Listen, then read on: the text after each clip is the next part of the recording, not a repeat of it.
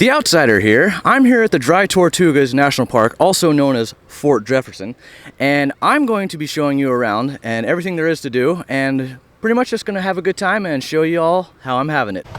So let's get going, shall we?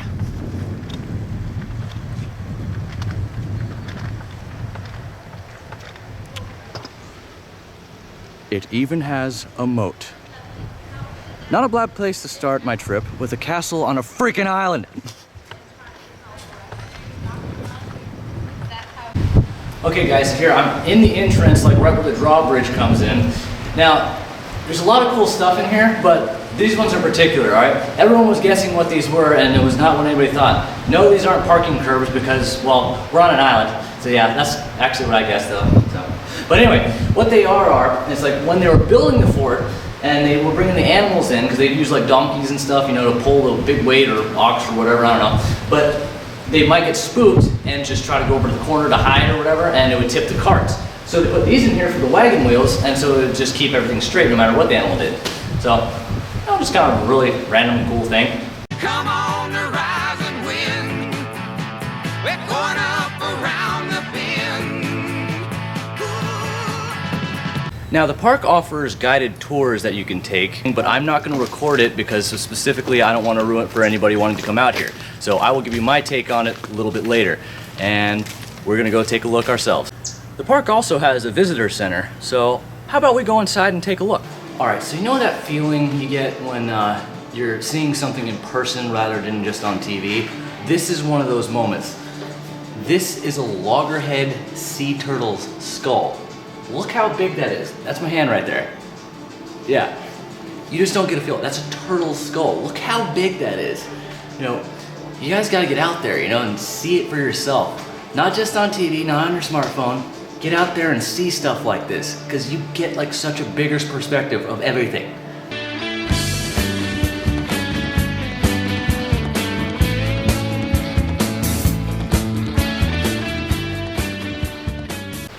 So what's my favorite part about Fort Jefferson?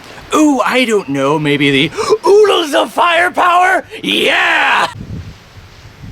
Man cannon! Man cannon! Man cannon! Man lighthouse. Will you guys get a load of this man cannon right here? It can shoot a boulder pretty much 3 miles. Okay, I'm talking about a 350-pound cannonball 3 miles. And the horizon is about 3 miles, so as soon as they saw the ships, they could hit them. It's amazing! Pelican!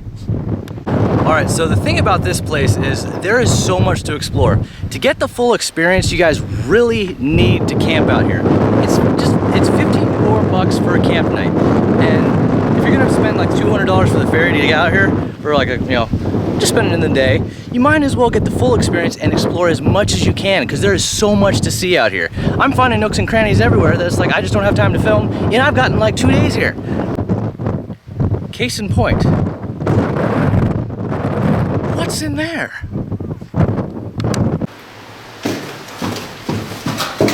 Oh, hello! This is a staircase! But it's not just any staircase, it's a tactical staircase. Why? Because it's kind of hard to hit someone with a big old musket when only his ankle's exposed. Now, this is like medieval castle kind of stuff, but it's ingenious. I mean, think about it, guys. Huge long muskets back in like the 1800s, and like anything, any weapon really. High ground has the advantage. Minimal exposure,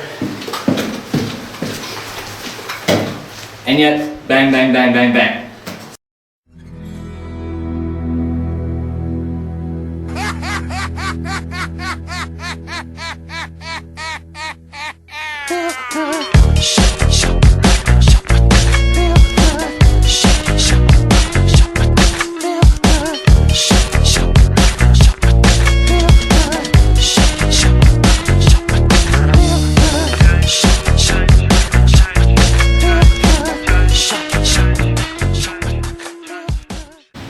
Alright, we're here on the first floor. This is where the cannons were. Now, what this is iron shutters. I call them peekabooms. Now, there's a reason for that, because these would protect the cannoneers. The window would expose them, right? But these shutters protect them. What happened was, the cannon would shoot, and the force of the blow would knock the things open. But the cannon goes through, and they would shut again. They were designed to bam, bam, close, open, close, so they're never exposed the cannoneers. How freaking cool is that? All right, something a little more modern day. All right, this here is known as a chug, also a balsas cubanas, a homemade boat by the Cuban people when they're trying to risk their lives to get to America. Now, the very fact that they're building these things, the tour guide even said sometimes out of just a whole bunch of plastic bottles strapped together and then trying to make a 100-odd mile journey to Florida, or sometimes here, even at the Dry Tortugas. I know there's been a lot going on in the media nowadays about, like, you know, immigration and all this crap, but the very fact that these people are willing to risk their lives just for a chance at a better life in America, you know, that says something. The very fact that they do this, you know, is, it just shows like what they're trying to escape from. Now, along with that, something actually kind of cool happened. In 1995, there was a policy enacted that allowed Cuban people, as long as they took one dry foot and touched America, they were allowed to stay and they could pursue citizenship. It wasn't immediate citizenship. They're like allowed to go after US citizenship. They don't have to go back to Cuba. So these people risk their lives and they get a shot. You know, that's pretty cool, I think. Honestly, it's the right thing to do, because, like, I mean, our ancestors, unless you're Native American, they risked their lives to get here too. These people are brave. I mean, hardcore brave. Imagine going in like swells in this thing, or plastic bottles tied together for hundreds of miles. Why not give them citizenship? Risking your life to get to America. That says something. Alright, this one right here I call the gumball machine of death. There's a reason for it, because what they would do is they would heat up the cannonballs, right? And then they'd pass them out to the first tier cannons. There's a reason for this. The cannonballs would come out of here piping hot, right? And then they'd be taken to the cannons with these big pincers and shot out. Now, with the cannons, they would have to worry about two things. One, accuracy, kind of which way it was, and distance. With this, they didn't have to worry about distance as much, because with the heat, it actually makes it easier to skip the cannonball. And so they could get it farther. So, gumball machine of death, cannonball, awesome. Come to the Dry Tortugas, it's amazing! Okay, so much firepower, but it begs the question, where do they put all the gunpowder for it? Now, you don't want to put your gunpowder all in one spot, because that would mean, you know, one little boom or one big boom, you know? So they stored it in different spots, like in the walls, but also in this magazine right here. Now, magazine is like where they store the gunpowder, right? But this thing is a beast. All right, you can see that big dome over the top. Underneath that was just an incredible amount of concrete. I mean, it's just kind of like, looked like it could take a nuclear blast. It couldn't. I'm just saying that because it looked so freaking beastie. Anyway, but what it was is they like really designed it well, because they had like raised floors and let a lot of airflow in. So again, no sparks and stuff. So really well designed, and could take a beating if it needed to be. But there was also them spread out throughout the building too. And they would have like different ones, but they were all like, you know, really hunkered down. And so it's like, there's not going to be one big explosion if the one chance that it does get through. So really great design. Okay guys, this right here is Dr. Mudd's cell. This is where Dr. Mudd stayed. For those of you who don't know, Dr. Mudd is the one that patched up John Wilkes Booth's leg after the presidential assassination of Abraham Lincoln. Now, what makes this interesting is he's one of the few conspirators that got sent out here. And what really makes it cool is Dr. Mudd actually helped save a lot of like the soldiers' lives that were stationed here during a yellow fever outbreak. And so he was actually, you know, helping them out and got a presidential pardon before it. And he wasn't exonerated of his crimes, like, because there is like that, he may have been involved in an attempt at kidnapping Lincoln, but the presidential assassination is still sketchy of whether he was actually like involved or not. His defense was hilarious. It was, so what are the odds that John Wilkes Booth actually planned on breaking his leg? Yeah, so just kind of like threw that in their face, but you know, still got sent right here. And you know, he was apparently a wily old man because there was an escape attempt on his part, and well, apparently it didn't go very well because he got caught and he was placed in this place called the dungeon. I don't know where that's at, but I know, like, you know, one of the guys told me about it. Now, this is just really cool too here, guys, because there's a specific reason I didn't take you guys on the guided tour, because you guys need to come here and check this out for yourself. I've camped overnight here, so this is my second day. There's so much to see here. I mean, I'm still exploring. It's like a medieval castle. You know, it's like, it's so cool. But then, like, they have an American crocodile that's here. It's 70 miles from anything, and he chose to be right here. So, you know, this place has so much to offer: wildlife, history, and it's just like, oh, it's an island with a castle on it. It's so cool. So you guys need to come check this place out, the Dry Tortugas National Park.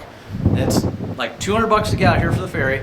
I recommend camping. It's $15 per campsite, so it's just a little, 15 bucks more, and you get a second day here, which you'll need to see everything and explore and check it out. So come to the Dry Tortugas. It's amazing. I'm having so much fun learning stuff, and I'm hoping that you guys are learning by me learning. All right, speaking of cool people in history, there's this one guy. Right when the fort was being built, his name was Major Arnold. Now, what had happened was, when the Confederacy seceded, they sent a boat out, and their captain was like, all right, you guys need to surrender this fort, because we're the Confederacy, and if you don't, we're gonna take you out. Well, Major Arnold got up on the top of the rampart and was like, if you guys don't get that thing out of here in about 10 minutes, I'm gonna blow you out of the water. And they hightailed it out of there. Because, you know, pretty impressive fort, right? Well, here's the thing. I would have loved to play poker with this guy because it was a complete bluff. They had no cannons up yet. They were still working on the fort. And so, by that bluff, he was able to finish up and get the fort, like, you know, up and rearing to go. They actually did get the cannons up. By 1863, they had about 75 cannons up. Now, the cool thing about this place is they never had more than 141 guns. But here's the thing, that's only a third of the capacity that it could have had. The thing was, the reason they didn't get more was because of structural failures and integrity, because again, it is a castle on an island and sand shifts and erosion and all that stuff. So, but only a third of its capacity, 141 huge cannons. Man cannons. Man cannons. Man cannons!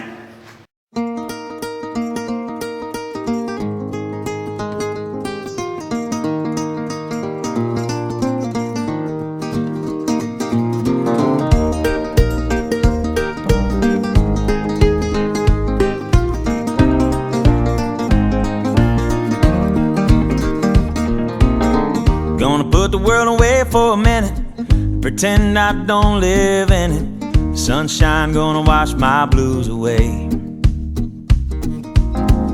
Had sweet love, but I lost it. She got too close, so I fought it. Now I'm lost in the world, trying to find me a better way. Wishing I was knee deep in the water somewhere. Got the blue sky breeze and it don't seem fair. Only worry in the world is the tide gonna reach my chair. Sunrise, there's a fire in the sky. Never been so happy, never felt so high. And I think I might have found me my own kind of paradise.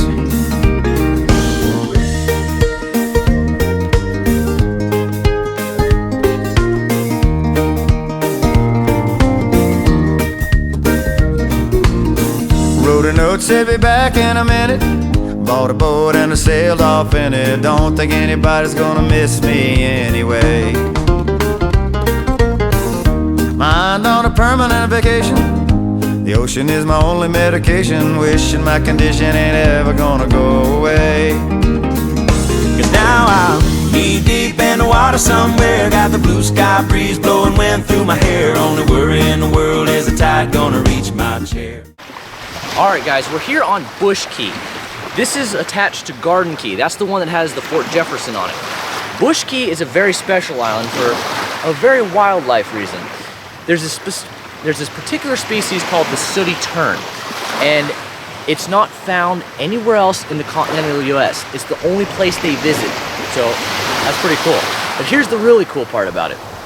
The sooty tern just doesn't stop flying. They keep flying. This is where they land for most, like, that's it. It's like they land here when they're born here, and they go fly. And they come back, lay eggs, they fly. Yeah, so they just like never land. So that's amazing. Second, this is just like, you know, a really protected ecosystem.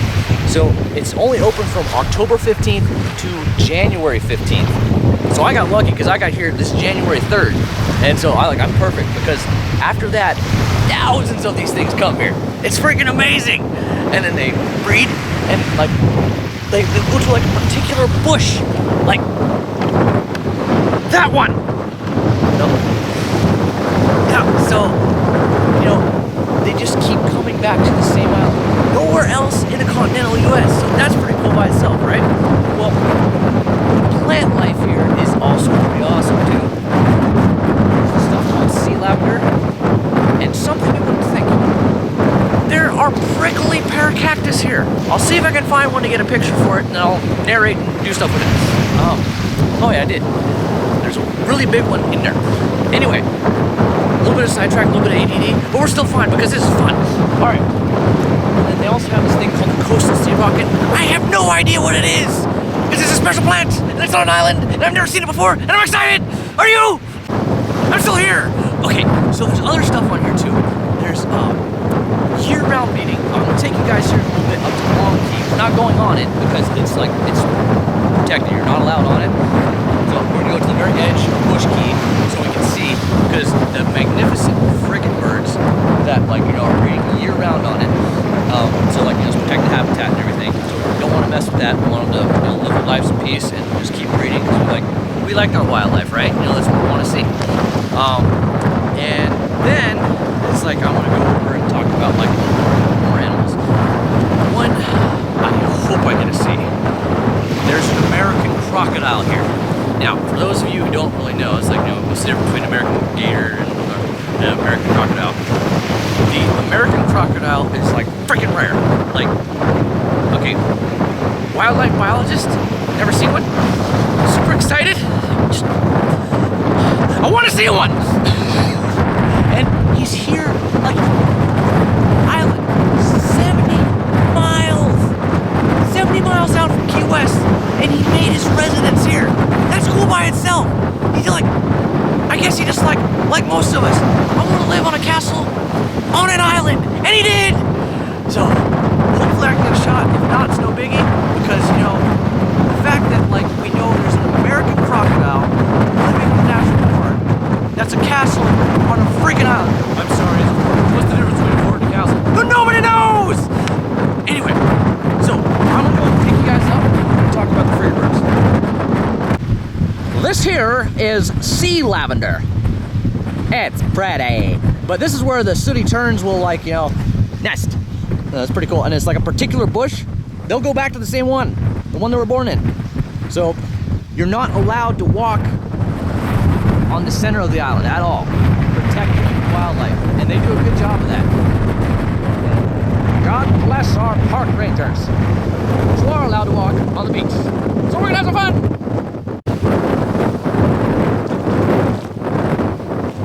It's actually warm! Seth likes the keys. Okay, now, my plants are, rusty to begin with, but plants on other islands that I've never seen before, that's pretty cool. So I'm thinking this may be either red mangrove, because we don't really have mangroves up in Maryland, or that coastal sea rocket. I'm gonna look that up when I get back. But I really want to see the coastal sea rocket because that just sounds like an amazing plant. I wonder if it can fly. Or maybe it's that.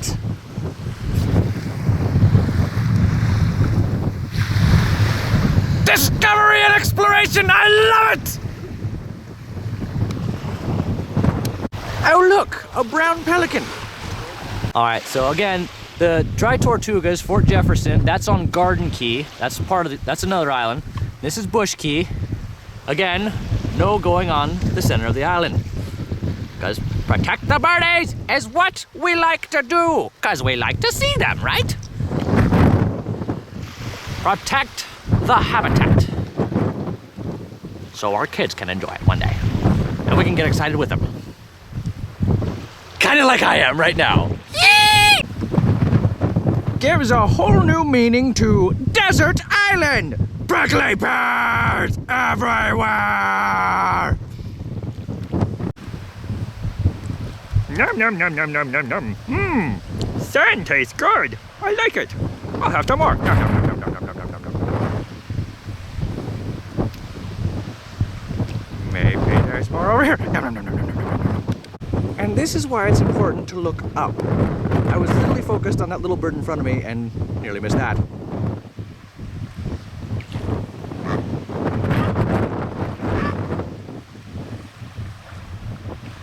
Bird translation.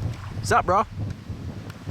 Lonely brown pelican on his own island, just a-floating around, being alone. It's not easy being a brown pelican with his own island. Wait a minute. Yes, it is. It's pretty great. In fact, I have a whole island to myself. I got it pretty good here. Screw everybody else. This is my place. And I am king here. Brown pelican flying around, having a good time on his own island. Yeah, yeah. Who says nature is stupid? It's got brains, and it's probably smarter than you! Ah, the majestic frigate bird, or as I like to call them, the friggin' frigates!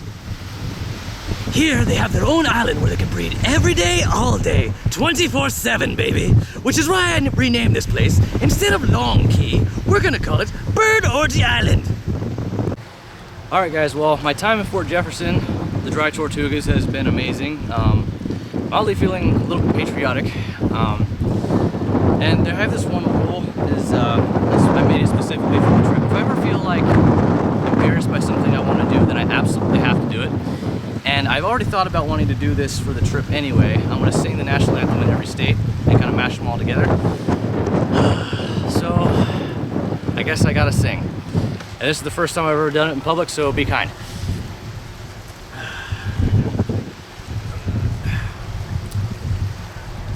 Oh, say, can you see by the dawn's early light what so proudly we hailed at the twilight's last gleaming, whose broad stripes and bright stars through the perilous fight over the ramparts we watched.